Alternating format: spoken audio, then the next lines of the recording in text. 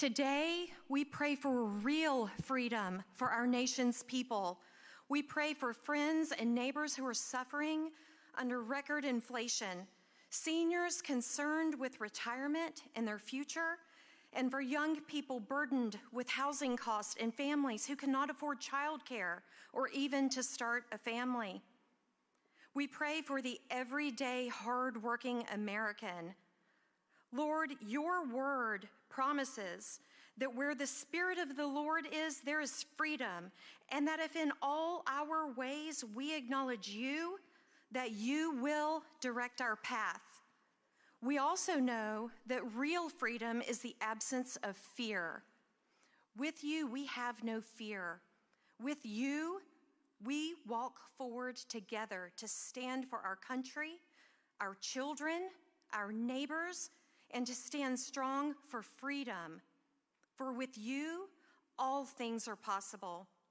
And that when we have the trust in the Lord, and we trust with all our heart, and lean not on our own understanding, that we will be victorious over fear, and therefore we will be free. In the words of Martin Luther King Jr., from every mountainside, let freedom ring. In your holy name we pray. Amen.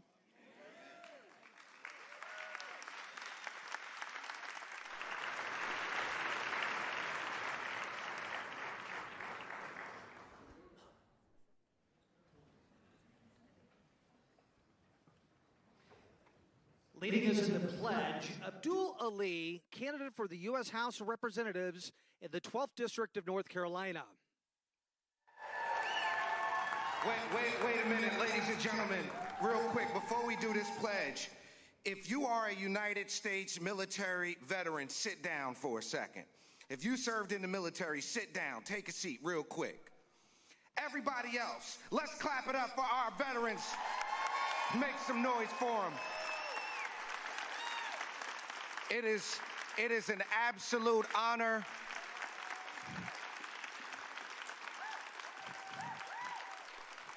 Thank you for your service, ladies and gentlemen. It is an absolute honor to be here to lead you all in the pledge. If you'll join me, I pledge allegiance to the flag of the United States of America and to the republic for which it stands, one nation under God, indivisible, with liberty and justice for all.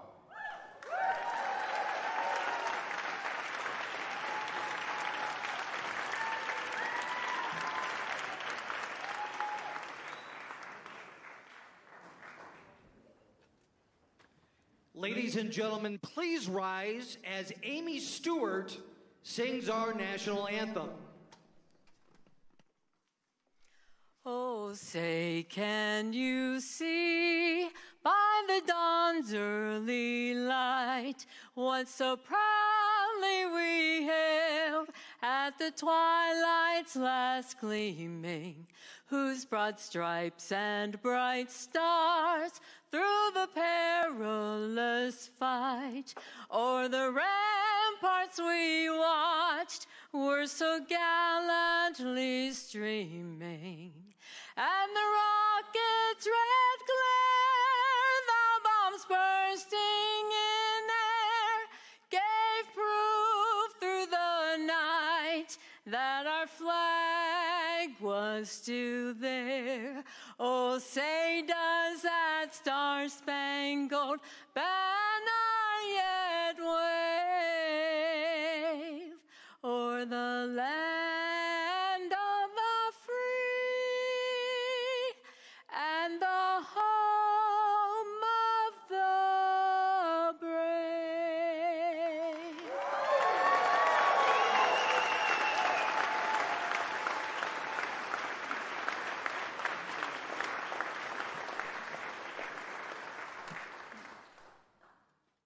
Ladies and gentlemen, please welcome Luke Farley, Republican candidate for North Carolina Labor Commissioner.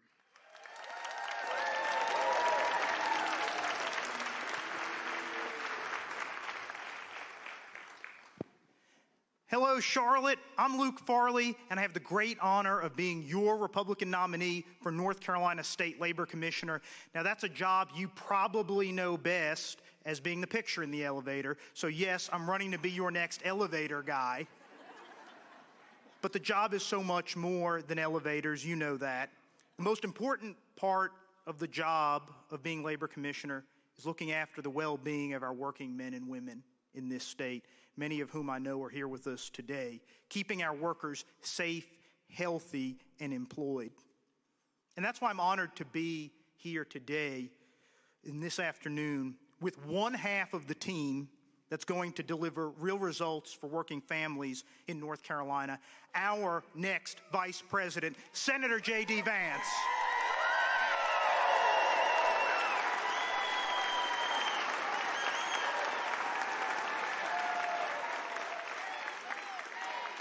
JD, JD, JD, JD, JD, JD, JD.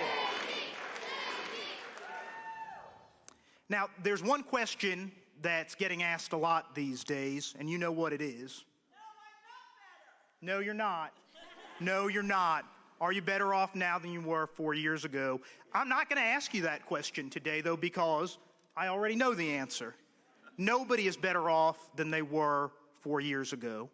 Costs have skyrocketed. They're up 20%. Your paycheck buys a whole lot less than it used to.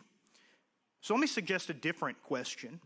A question I think each of us in this room needs to be asking our friends and family every day from now until November 5th. It's the question that really gets to the heart of the matter in this election. How much worse off will you be 4 years from now if we don't get Donald Trump back into the White House?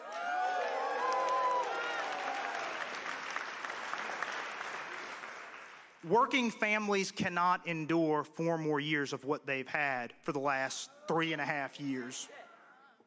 Now, the saddest part of this whole situation, the economic hardships that our working families have faced for the last 3.5 years, is that it didn't have to be this way. It's the result of bad policy choices. The Biden-Harris administration spent trillions of dollars when we didn't need to, and the tie-breaking vote for that was none other than Kamala Harris herself. She cast the tie-breaking votes. Yes. Soon. So when you go to the grocery store and you look in your cart, like I do sometimes, and you put something back, think of Kamala Harris. She's the one who put you in that situation. But now it's time to bring relief to our working families, those who've suffered so much economically over the last few years. And that's why I'm here today to support President Trump's plan to end taxes on tips.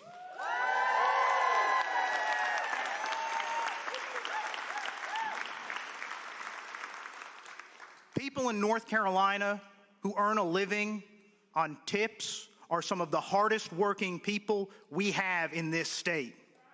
They deserve a fair shake. These are the folks who serve our meals when we go out to dinner, who cut our hair, who drive our Ubers. These are the people who make a living on tips, and these are the people who are going to be helped by President Trump.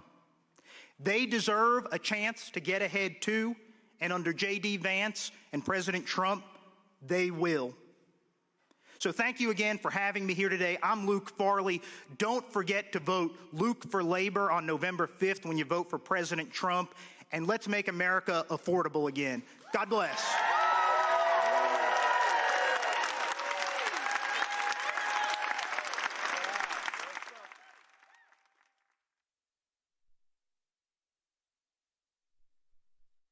Ladies and gentlemen, please welcome Dave Bullock, candidate for North Carolina Auditor.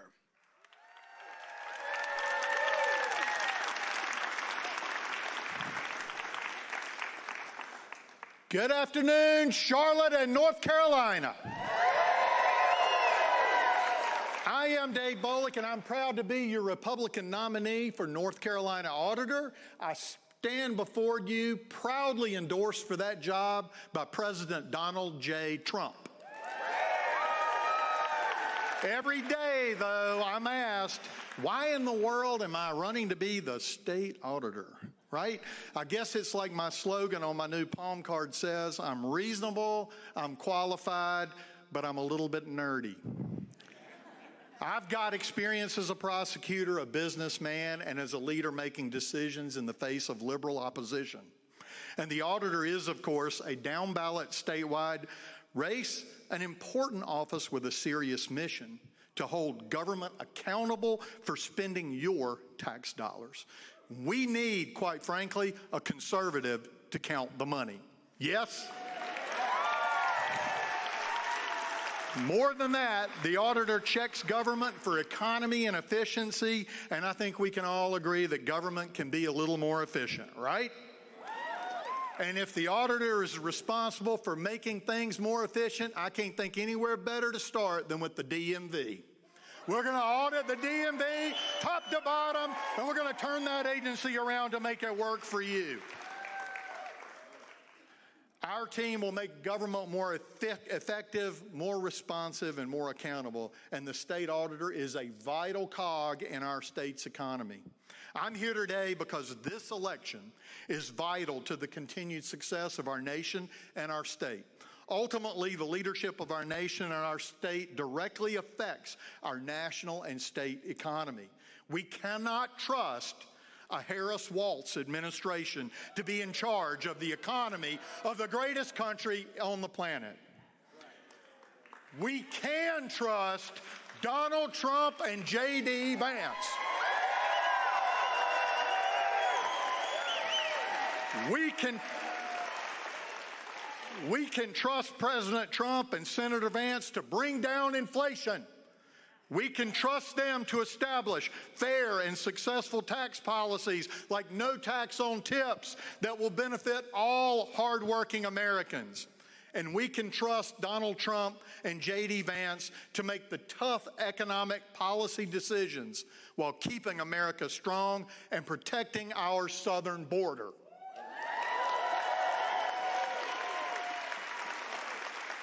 President Donald J. Trump and Senator Vance have a proven track record in business. They have a record of common sense, a record of understanding the ups and downs of the economy, and they have the experience and the steady hand to manage unforeseen economic events that may lie on the horizon. President Trump and Senator Vance have the ability to get the economy moving while keeping America strong.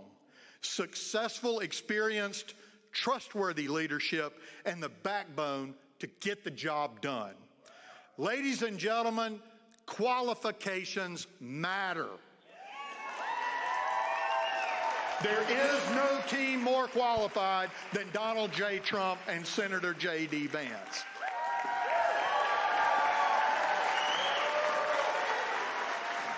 But folks, let's be honest. We can't govern if we don't win. So I encourage you to tell folks everywhere that you've got to go vote for President Trump, and you've got to finish the ballot from top to bottom for conservatives in North Carolina. And wrap that ballot up by voting for the constitutional amendment in North Carolina to preserve citizen-only voting. We have to pass that amendment.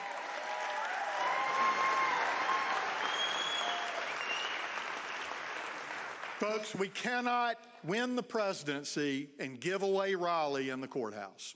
We've got to win it all. We've got to turn it red. Again, I stand here as the Republican nominee, the most qualified person in that race to keep state spending in check as your next state auditor.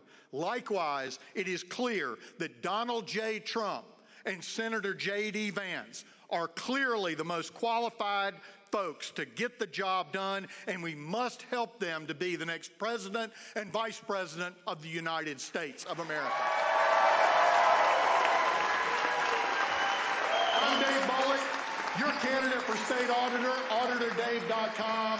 Let's go make it happen in November. Thank you.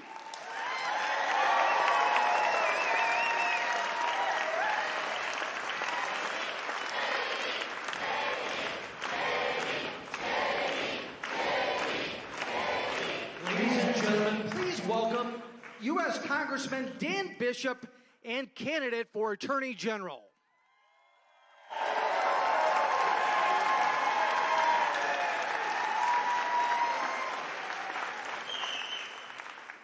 I'm Congressman Dan Bishop. Thank you. Love you too. I'm your nominee to become the first Republican Attorney General for North Carolina since Zeb Walzer in 1896.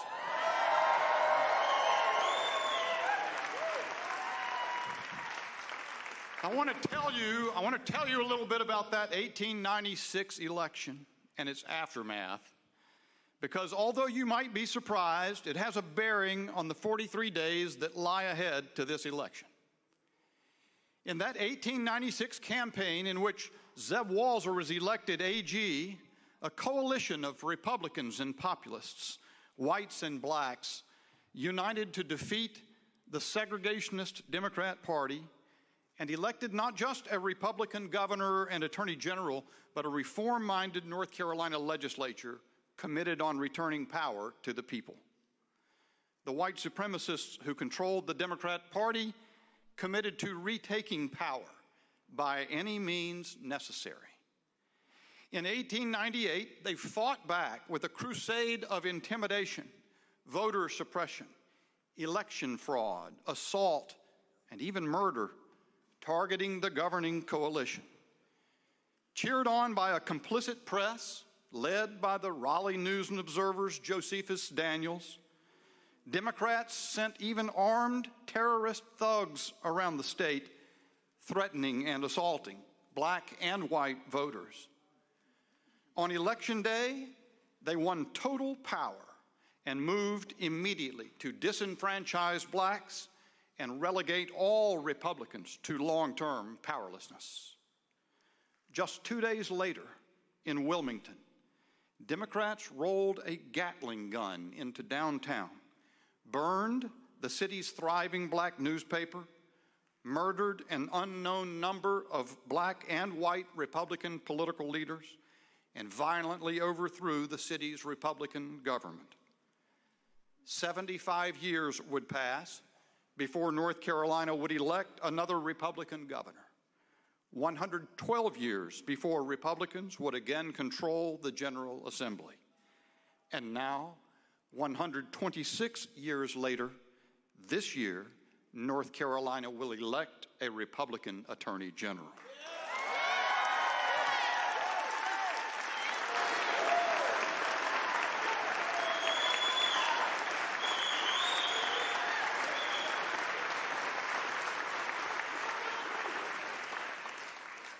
But some things haven't changed, like Democrat methods.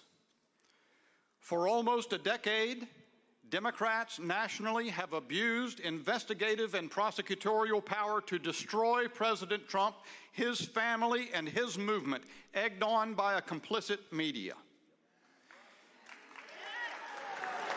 In the name of democracy, Democrats used state power to suppress the Hunter Biden laptop, to admit 10 million illegal aliens to swamp our communities. They lied in unison about Biden's competency, conducted a soft coup when the lie was exposed, and proclaimed a nominee who never received a vote. And last week in North Carolina, Democrats and allied media rolled out a meticulously timed and coordinated character assassination and immediately sent mailings, ads, broadcasts, and posts smearing all Republicans by association while claiming the high ground. Kamala Harris can't explain how she'll lower the cost of living or secure the border. Homicides are up another 40% in Charlotte. 8 law enforcement officers were gunned down in April and 4 died. But Josh Stein can't explain why crime soars and juveniles are out of control. And Jeff Jackson can't explain why he always voted to undermine law enforcement. They have no ideas or answers that work for the people. That's right. So they seek instead to demoralize and intimidate. just like 1898. But this time, two things are different. First, we know them too well. And second, they've never seen anything like Donald Trump.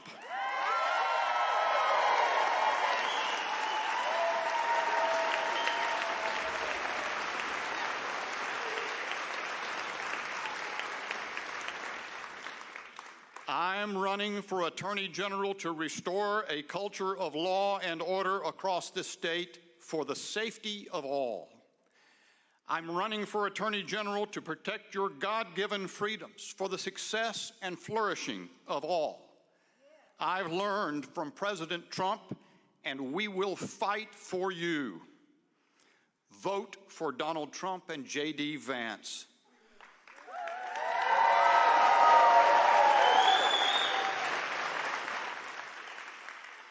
Vote for Republicans down the ballot.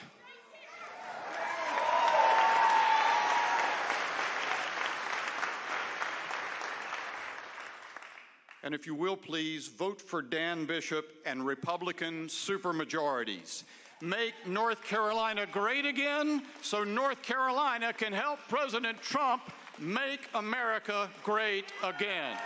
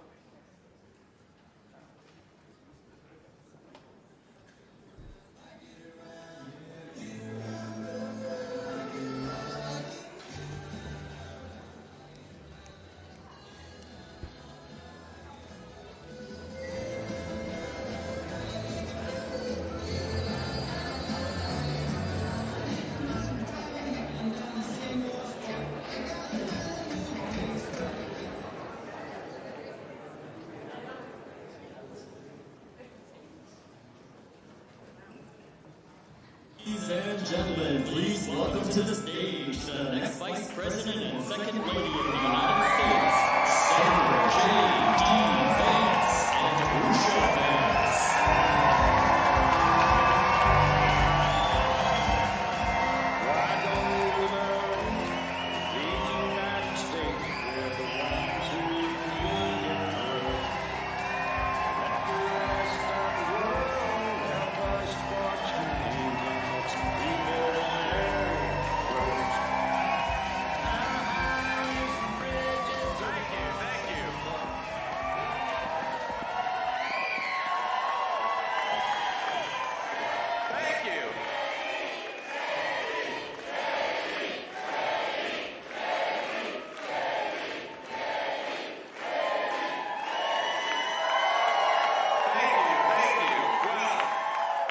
My friends, it is great to be in Charlotte, and in 43 days, we are going to turn North Carolina red and the whole country right along with it.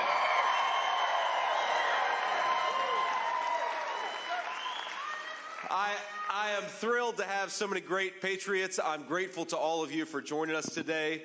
I'm especially grateful to have my lovely wife, Usha.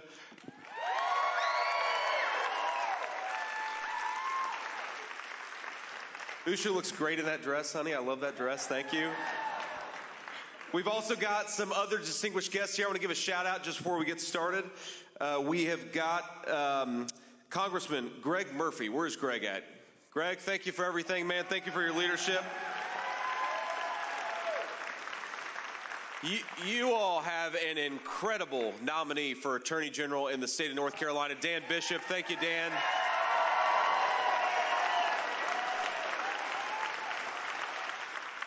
We also have Republican nominee for Labor Commissioner, Luke Farley. Where is Luke at? Raise your hand. Luke, thank you, man. And then we've got Republican nominee for North Carolina Auditor. We have got Dave Bollock. Where's Dave at? Thank you, man.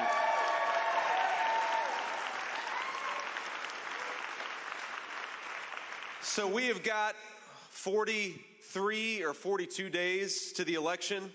And North Carolina is one of our most important states. And I got to say, North Carolina is becoming like a second home to me.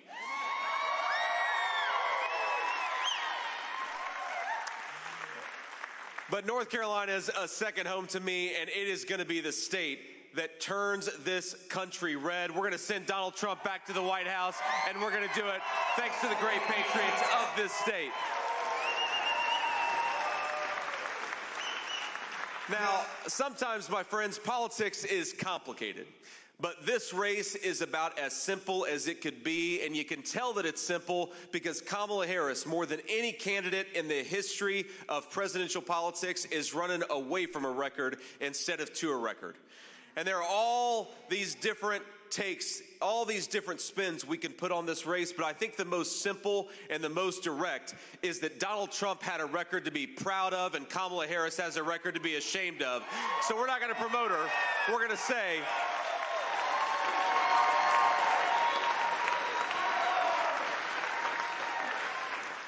now, it's funny, Kamala is as afraid of the American media, even though most of the media is friendly to Kamala, as she is some of the most hostile leaders all over the world. And I happen to believe that if you have a vice president who is terrified to speak to the American people and terrified to give an interview to the American media, that she belongs nowhere near the Oval Office. I mean, think about this. How can we trust Kamala Harris to represent us in front of the most dangerous regimes in the world if she won't even sit for an interview with the American media? Now, I say that, and I admit that I'm a little biased here because part of the reason I think Kamala Harris should do some interviews is because the American people deserve it. But part of the reason I want Kamala Harris to do some interviews is because every time she opens her mouth, I think Donald Trump and I gain about 100,000 votes. So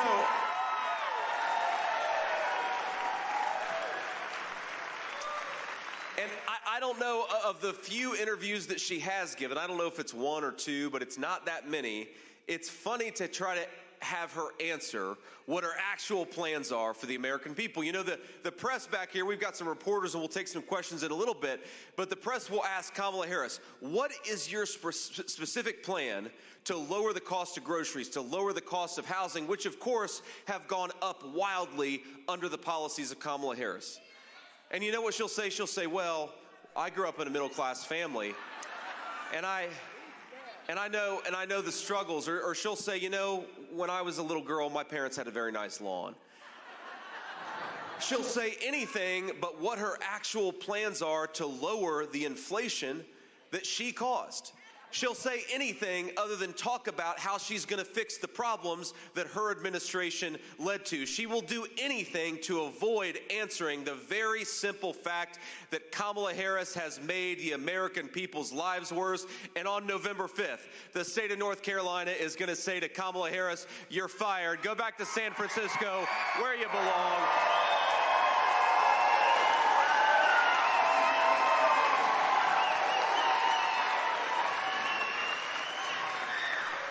Now, let's just go through the ways in which Kamala Harris has made the lives of North Carolinians worse off. You know that it costs over $1,000 more per month to afford the same things that you would have afforded 3.5 years ago. That's more than $12,000 a year just to afford the same quality of life as when Donald Trump was president. Now, that's not it, of course, because everything has become more expensive under the policies of Kamala Harris. She casts the tie-breaking vote on almost $4 trillion of wasteful spending, where she taxed money from the American taxpayer, sent it off to China and to foreign regimes all over the world, printed money we didn't have to give it to other people, and now the American families can't afford basic middle-class necessities. You go to a grocery store, the price of eggs when Donald Trump left office was about $1.50 a dozen.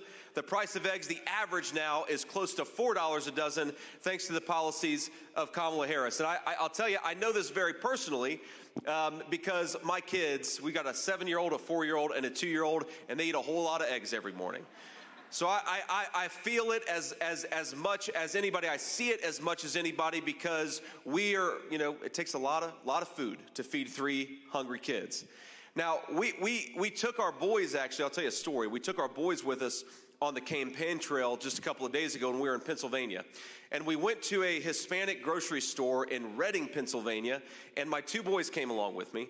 And it illustrates how, you know, sometimes kids, their personalities are just inborn, you know? Because we took our 7-year-old boy and our 4-year-old boy, and we go to this grocery store, and I was so proud of my 4-year-old because he set a goal for himself that he was going to do 100 reading lessons with his mama, and he actually accomplished that goal last Saturday. So we're very proud of our 4-year-old. Give him a round of applause. So I say, boys, you can come on the campaign trail with me, and we're going to get you anything you want at this grocery store. And of course, the 4-year-old wants a candy bar, but the 7-year-old, I'm literally talking on camera about the price of eggs and the price of groceries in this grocery store. And my 7-year-old's like, Dad, we need to get a dozen eggs. And I'm like, son, when I said you could get anything, I meant like a Snickers bar or an ice cream. And he's like, no, Dad, you cooked the last 3 eggs this morning. If we don't get eggs, we're not going to have any more eggs.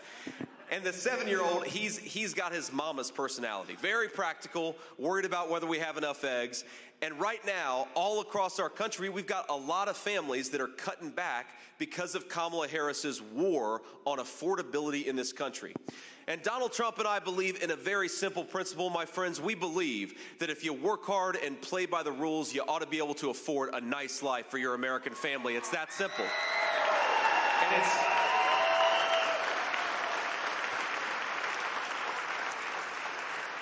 And that is not that hard. We just got to get better leadership and common sense economic policies back in the White House. We got to get Kamala Harris out of there and put Donald Trump back where he belongs, leading this great country and pursuing common sense economic policies. Now, let's just tick through a few more things. Gas prices are up over 30% thanks to Kamala Harris's policies. Groceries in total are up about 25% in the state of North Carolina thanks to Kamala Harris's policies. A gallon of milk now north of $4. Ground beef was about $3.50 a pound when Donald Trump left office. It's now close to $6 a pound thanks to Kamala Harris's policies. My friends, we could do so much better. And to the folks watching on TV or who will see clips of this is not hard. There are some things in politics that are hard, some issues that are complicated, but we just need to get back to common sense economic policies so that American families can afford to feed their children the food that they want. American families,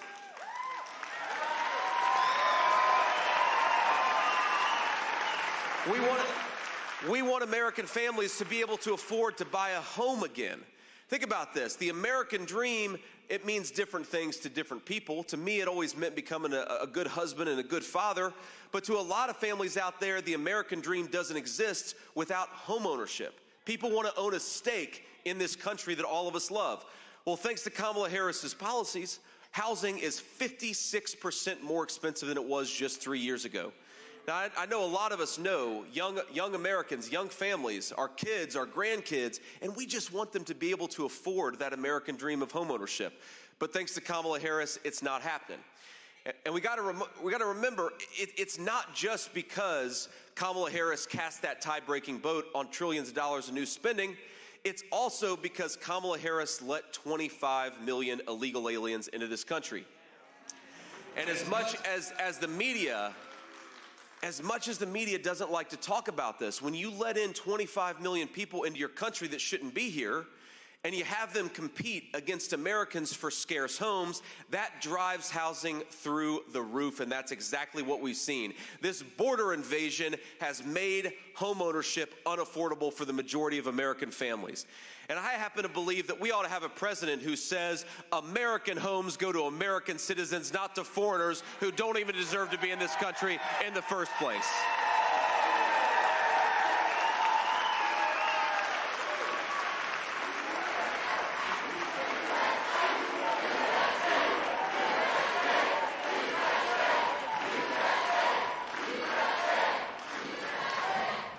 Now, here's the other problem. We talk about the border crisis, because that is maybe the most significant unforced error of Kamala Harris's administration, is we have got 25 million illegal aliens.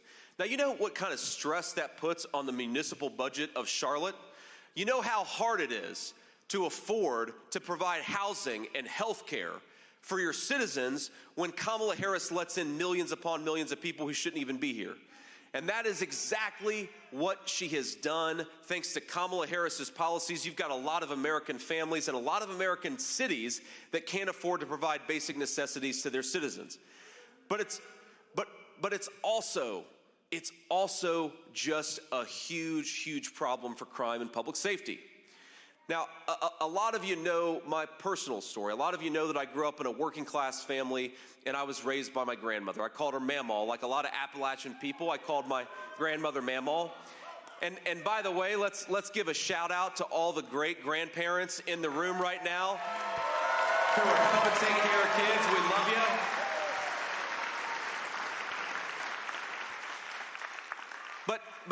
But think about this. When I was part of the reason my mamaw raised me is because my mom, God love her, struggled with opioid addiction for a big chunk of her early life. And there are so many great blessings that came from having my grandmother raise me, but one of them is I just had safety and stability that I wouldn't have had without her. Now, I'm proud to stand here today and say that my mom has been clean and sober for almost 10 years, and we're so grateful for it. Thank you.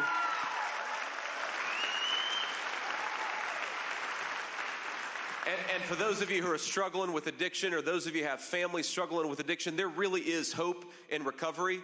But there's only hope in recovery if we give people that second chance that we know all American families are eventually going to need from time to time. And I remember as a teenager, my mom had taken something that she shouldn't have taken, and I was so terrified that she was never going to wake up from this coma. And I was in the hospital, and, a few days, we didn't know what was going to happen. And I remember just begging, good Lord, Jesus, please let my mom wake up this time. Give her another chance. And that time, thank God for me, my mom did wake up. And we did get that second chance. And she eventually got clean and sober, and now we're in a great place.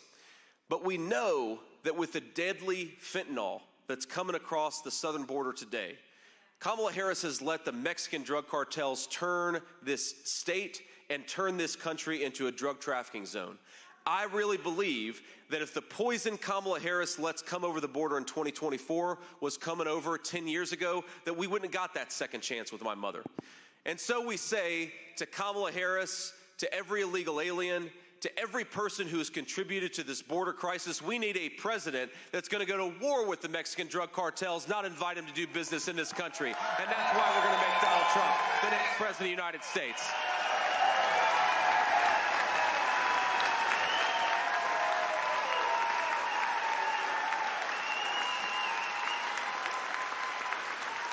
My friends, this is not rocket science. You go down to the southern border. I've been twice, by the way, and our illustrious border czar Kamala Harris has been all of 0 times. You go down to the southern border, and they'll tell you, we just want to do our jobs.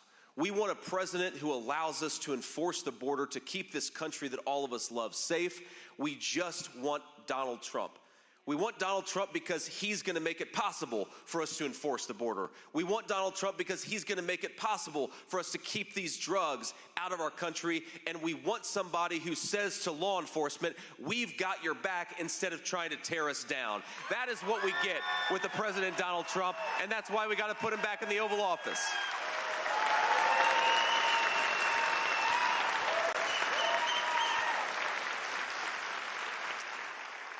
Now, here's something that really bothers me about the American media. And like I said, I'll take a couple of questions here afterwards. But what I've noticed from the Kamala Harris campaign, it's not just that her border policies are a total nightmare. It's that Kamala Harris thinks that you're a bad person for thinking that she's doing a bad job. And you see this in some of her messaging over the last couple of weeks, where we've talked about the unbelievable toll that has been caused by illegal immigration. There are communities in the state of Ohio where car insurance rates are going up because the migrant flood that Kamala Harris has let come into our country has made the streets less safe to drive. And of course, that means the car insurance rates go up too.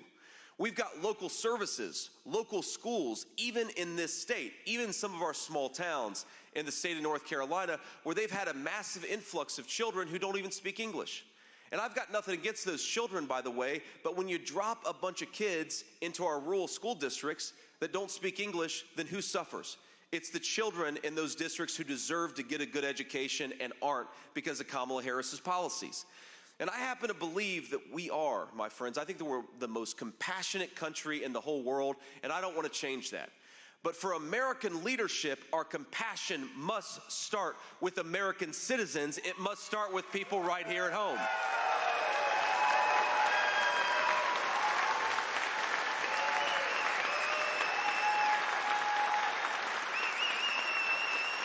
And you know, Kamala Harris, she doesn't want to debate that. She doesn't want to debate the costs of the migrant invasion. She doesn't want to debate these issues. She'd rather censor you.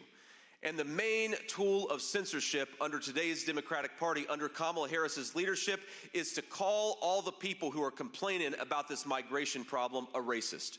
Even though, by the way, many of the people who are complaining about her open border come from every walk of life and every skin color in our country. Well, I think we should send a message to Kamala Harris, and we ought to stand up for the hardworking Americans who are mad about the border because it's made their communities less safe and it's made their lives less affordable.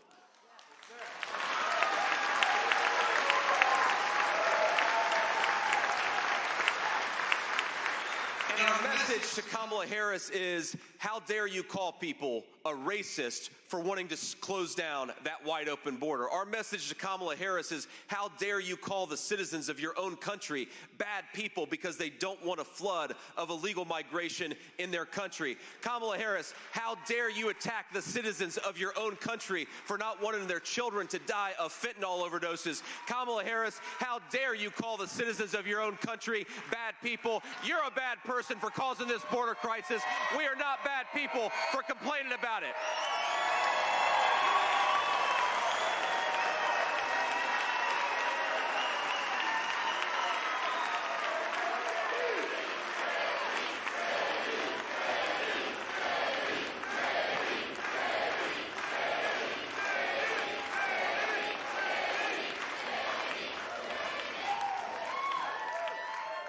Let me just talk about one final issue, my friends, and then we'll take some questions from reporters. You know, a lot of this stuff is, like I said, it's not always easy. Politics does not always wave a magic wand and make these problems go away.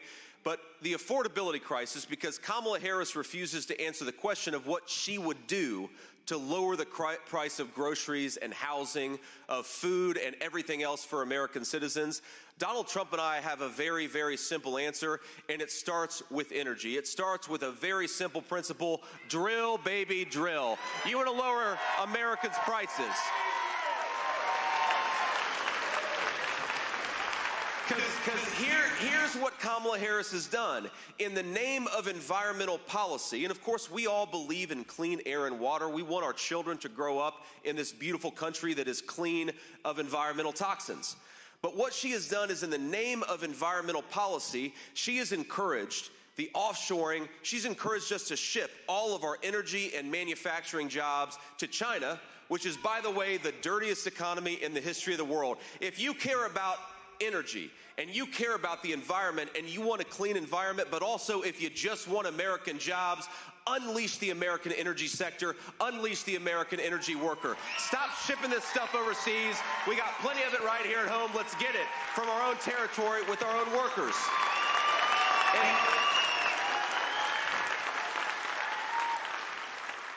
And if we do that, my friends, we're going to lower the cost of everything. Because everything, Donald Trump says this all the time, everything requires energy. You want to talk about why our farmers are struggling? Because everything from the diesel fuel that they use to the fertilizer they use has gotten more expensive because of Kamala Harris's energy policies. You want to talk about why groceries are more expensive? Let's talk about the fact that our truck drivers are paying way more for diesel than they were 3 years ago, and they're, of course, the ones who are driving the groceries to the grocery store in the first place. You want to talk about why all of our manufactured goods, our construction equipment is more expensive? It's because it takes energy to make this stuff, and you jack up the cost of energy, and you're going to make Americans poor. So to Kamala Harris, we have one final message on the economy, and I've got some advice for you, Kamala, on how you can answer this question about your specific plans. No more word salad about how you grew up in a middle-class family. Unleash American energy, unleash American workers. That's how you open up this country, and that's how you lower prices for American citizens.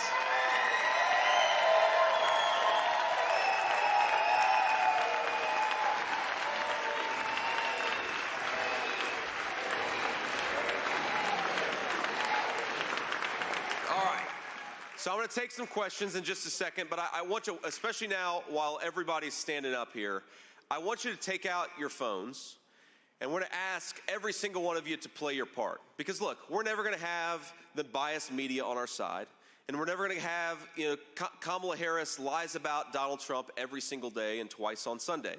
But what we do have is the truth, and we have all of you. So what I want every single person to do is to try to commit to getting 10 people to the polls. And one of the ways that we're going to do that is by talking about this rally, this moment on social media.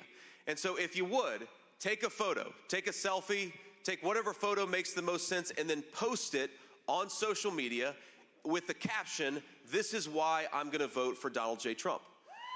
And if we do that, we're going to reach far more people than any reporter or any Kamala Harris campaign could want to reach, because you all have power. And here's something else. I want you to go to this website. I want to read it because I want to make sure I get it right. swampthevote.com. Go to swampthevote.com and find out how you can volunteer and how you can help us. A dear colleague of mine in the United States Senate will often say, we need to get out there as Republicans and we need to vote 10 times.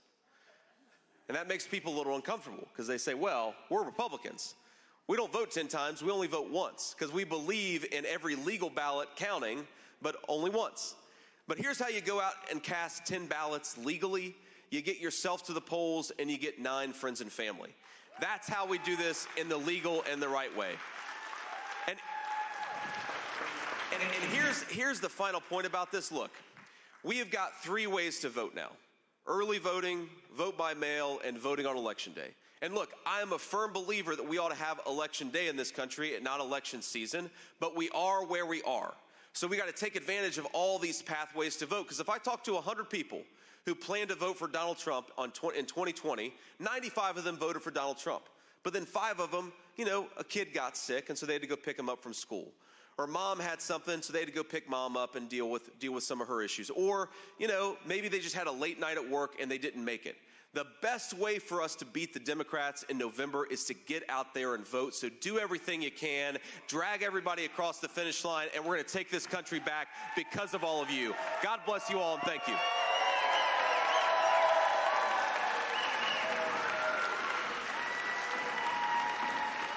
So, I want to, again, thank you all for being here, and I know that we're a little behind on time, so I won't take as many questions as I normally do, but if we can, let's start with the local reporters. I unfortunately can't see it because the lights are so bright, so if you've got a microphone, just shout a question and I'll answer it. Hey, Senator Vance. Nick Oxner at WBTV. I want to ask you about Lieutenant Governor Mark Robinson. The Lieutenant Governor was with you on stage, with you in... Trying to ask the question, if you'll let me ask it. The Lieutenant Governor was on... I know I get this. Senator, the Lieutenant Governor was on stage with you and the former president at your August 21st rally in Asheboro, but he's not here with you today. He wasn't with the former president in Wilmington in the wake of the CNN investigation. Is there something disqualifying about the comments uncovered by CNN that wasn't disqualifying about any of the previous comments he made? Is that the question? Look. Here's my view on the Lieutenant Governor. First of all, what he said or didn't say is ultimately between him and the people of North Carolina. The people of North Carolina are going to make that decision. Now, look, I've seen some of the statements. I haven't seen them all. Some of them are pretty gross. To put it mildly, Mark Robinson says that those statements are false, that he didn't actually speak them. So I think it's up to Mark Robinson to make his case to the people of North Carolina that those weren't his statements, and I'm going to let him make that case. But look, I got to say, this entire episode illustrates something that is fundamentally broken about the American media. You've got in this country right now a record number of Americans who are dying of fentanyl overdoses thanks to Kamala Harris's policies. You've got a record number of young Americans who can't afford to buy a home thanks to Kamala Harris's policies. And you've got a record number of Americans who are struggling to buy groceries thanks to Kamala Harris's policies. The media ought to focus on Kamala Harris and her failure.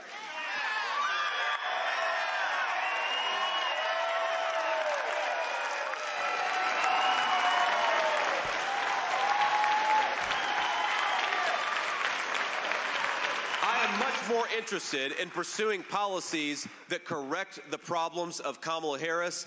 A sex scandal in North Carolina is between the Lieutenant Governor and the people of North Carolina. They're going to make their decision, and we support them.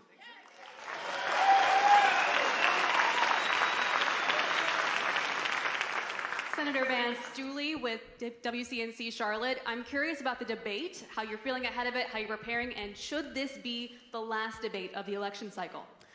Well, look, I think one thing that's true about the debates, and whether it should be the last debate of the election cycle, is that Donald Trump accepted a debate on Fox News and Kamala Harris ran from it. And if you think about the difference, between Kamala Harris and Donald Trump did a hostile debate with CNN, a network that's not friendly to him. He did a hostile debate with ABC where, remember, the moderators fact-checked him multiple times and didn't fact-check Kamala Harris when she said outrageous things. Remember, Kamala Harris, just a few weeks ago, you had American troops who were nearly killed in an attack by Iranian militias, and Kamala Harris had the audacity to say there are no troops in active combat. Where was the fact check from ABC for that?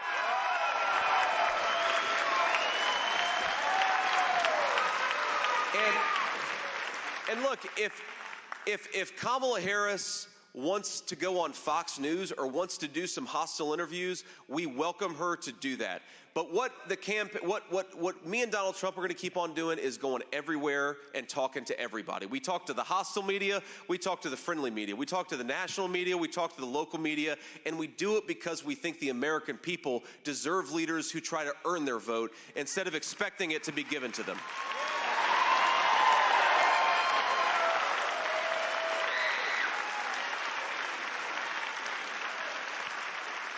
Next one.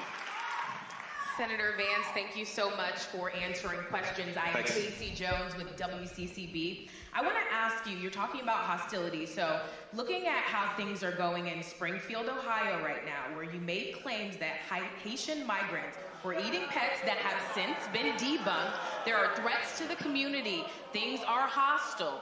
Knowing that America's so divided right now, would you change anything about the way you spread those now debunked false claims? Well, what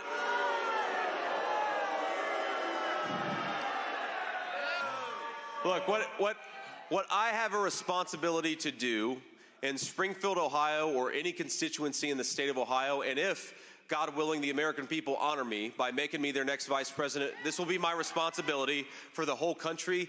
My responsibility is to listen to the people that I serve and not a biased media.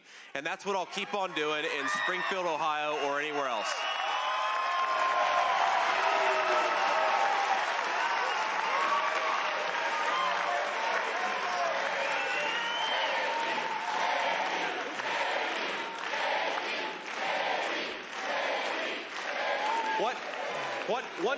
One thing I've learned, and I really do think it's a difference between me and President Trump and the Kamala Harris campaign, is that we listen to people and we try to understand where they're coming from. And think about this, that I've learned this in just 2 years in the United States Senate. When there was a train disaster in East Palestine, Ohio, a lot of residents came to me and told me a lot of things. And some of those things it ended up being not totally true. They were based on rumors. But most of those things ended up being based on reality. And they were treated like enemies by the American media for daring to complain about what's going on in their country. And I'll tell you, I promise that as your next vice president, to the American people, to the people of this great state of North Carolina, I will always listen to you. Even when the media attacks me, I will listen to you about what's going on in your communities, because that's what a leader ought to do.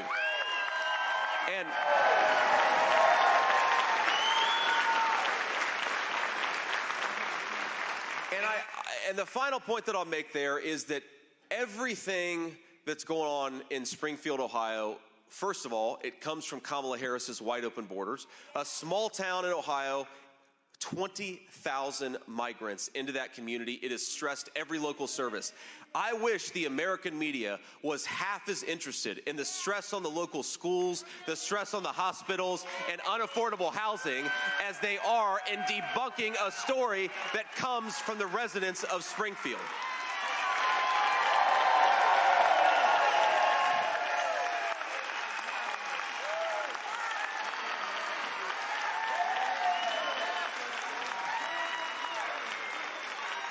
And you know,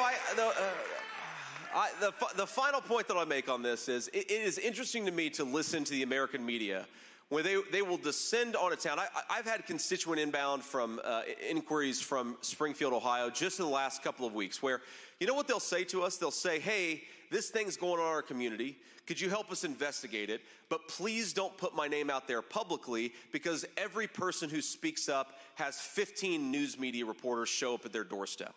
And to all of the reporters who are listening to these words, whether they're national reporters or local reporters, did you ever think about listening to people instead of harassing them? Did you ever think about telling the truth instead of accepting the word? Did you ever think about listening to people speak their truth instead of listening to some bureaucrat and assuming that everything that they tell you is true?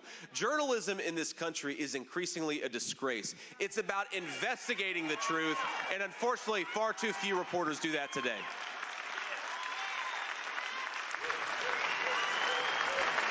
Next question. Senator Vance, Yeah. thank you for taking our question. This is Kelly Kendall from WXII. You just called North Carolina a second home to you, but you also said that you want to leave this situation between voters and Mark Robinson. So I just want to give you one more chance here. Will you continue to support Mark Robinson in this campaign? Look, I'll continue to support the people of North Carolina. That's what my job is as their next vice president. It's not to tell them.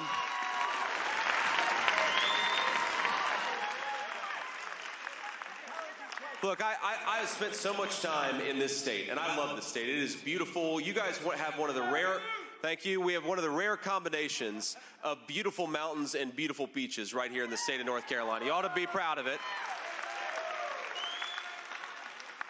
I joke with my wife that Ohio also has mountains and beaches, and she says, well, the hills of southeastern Ohio don't count, and Lake Erie doesn't count as a beach. So you guys kind of have us beat on the beachfront. But look, the people of North Carolina, when I'm here, and this is the second event I've done today, you know what I hear about? I hear about concerns regarding inflation. I hear about affordability. I hear from young people who want to be able to afford a home and worried they're never going to be able to. I hear heartbreaking stories from people who say, you know, my parents, they got married and they worked and they were able to afford a home to raise a family in, and I'm worried that's never going to be true for me and my children. Those are the people whose problems I am focused on, not a sex scandal, and not something that I think is fundamentally, the voters of North Carolina are focused on the right issues, and that's what our campaign is going to focus on too.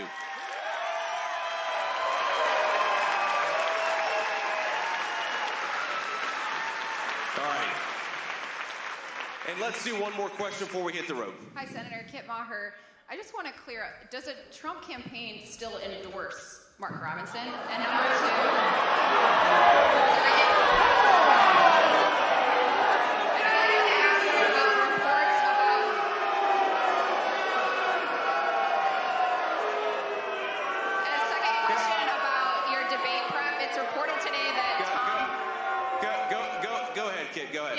second question is about your debate prep. It's reported that you are enlisting the help of Tom Emmer to sit in for Tim Walz. Could you talk about that choice and how you're preparing for the debate? Yeah, well, look, Tom Emmer is a great representative from the state of Minnesota. He has not helped us out yet, but I think that we are going to try to call on him in the next couple of weeks as we really start to, think about how to make our best case during this debate. But look, on the Mark Robinson question, Kit, you've heard me answer it now 2 times. I've been asked, I think, 5 questions.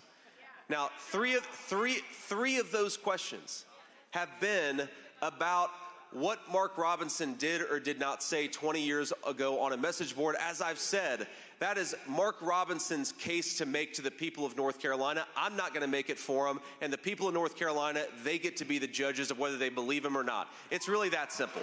Now,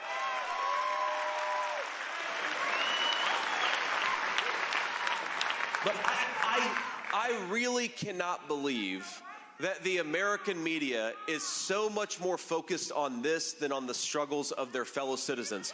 What happened?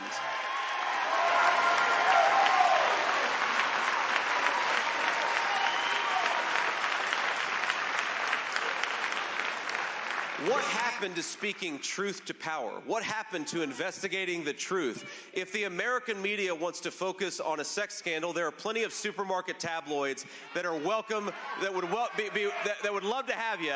Let's focus on the real issues that affect North Carolina. And final point I'll make on this. Look, people have found, somebody just behind me said Bill Clinton. That's a good point.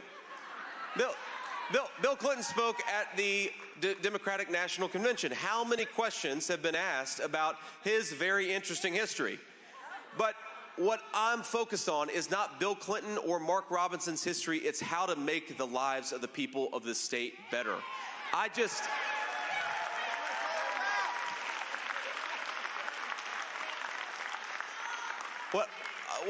One thing I wish that I could do for every single person in this room, even the journalists, is I wish that I could take you on our campaign plane and give you the perspective that I've gotten to this country in the past 7 weeks. This is the coolest, other than being a wife to this beautiful lady here and a father to our 3 kids, the greatest honor of my life has been running for this office of Vice President of the United States. And I'll tell you, you see this country through an incredible perspective when you run to be its next vice president. I mean, from the beautiful deserts of Arizona to the mountains of Western North Carolina, I believe that we have the most beautiful country in the world, and we ought to be proud of it. I believe we've got natural resources that the Chinese and the Russians would literally kill for. We have an incredible, bountiful land in addition to having the most beautiful country in the world. And I believe we've got the best people and the best workers anywhere on the face of the earth. The only thing that is broken about this country is the failed leadership of Kamala Harris. Let's fire her and send Donald Trump to the White House, and let's do it together. God bless you guys. Thank you all for having me.